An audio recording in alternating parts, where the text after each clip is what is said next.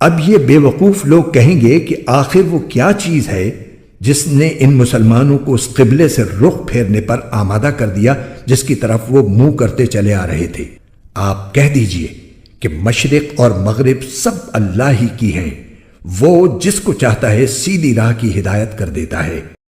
اور مسلمانوں، اسی طرح تو ہم نے تم کو ایک معتدل امت بنایا ہے تاکہ تم دوسرے لوگوں پر گواہ بنو اور رسول تم پر گواہ بنے، اور جس قبلے پر تم پہلے کاربند تھے اسے ہم نے کسی اور وجہ سے نہیں بلکہ صرف یہ دیکھنے کے لیے مقرر کیا تھا کہ کون رسول کا حکم مانتا ہے اور کون الٹے پاؤں پھر جاتا ہے۔ اور اس میں شک نہیں کہ یہ بات تھی بڑی مشکل، لیکن ان لوگوں کے لیے ذرا بھی مشکل نہ ہوئی جن کو اللہ نے ہدایت دے دی تھی۔ اور اللہ تعالیٰ ایسا نہیں کہ تمہارے ایمان کو ضائع کر دے،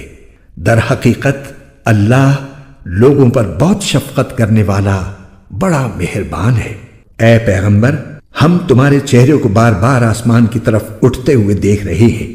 چنانچہ ہم تمہارا رخ ضرور اس قبلے کی طرف پھیر دیں گے جو تمہیں پسند ہے۔ لو، اب اپنا رخ مسجد حرام کی سمت کر لو، اور آئندہ جہاں کہیں تم ہو اپنے چہروں کا رخ نماز پڑھتے ہوئے اسی کی طرف رکھا کرو۔ اور جن لوگوں کو کتاب دی گئی ہے وہ خوب جانتے ہیں کہ یہی بات حق ہے جو ان کے پروردگار کی طرف سے آئی ہے، اور جو کچھ یہ کر رہے ہیں اللہ اس سے غافل نہیں ہے۔ اور جن لوگوں کو کتاب دی گئی تھی اگر تم ان کے پاس ہر قسم کی نشانیاں لے آؤ تب بھی یہ تمہارے قبلے کی پیروی نہیں کریں گے، اور نہ تم ان کے قبلے پر عمل کرنے والے ہو نہ یہ ایک دوسرے کے قبلے پر عمل کرنے والے ہیں۔ اور جو علم تمہارے پاس آ چکا ہے اس کے بعد اگر کہیں تم نے ان کی خواہشات کی پیروی کر لی تو اس صورت میں یقیناً تمہارا شمار ظالموں میں ہوگا۔ جن لوگوں کو ہم نے کتاب دی ہے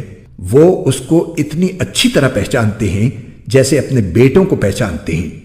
اور یقین جانو کہ ان میں سے کچھ لوگوں نے حق کو جان بوجھ کر چھپا رکھا ہے، اور حق وہی ہے جو تمہارے پروردگار کی طرف سے آیا ہے،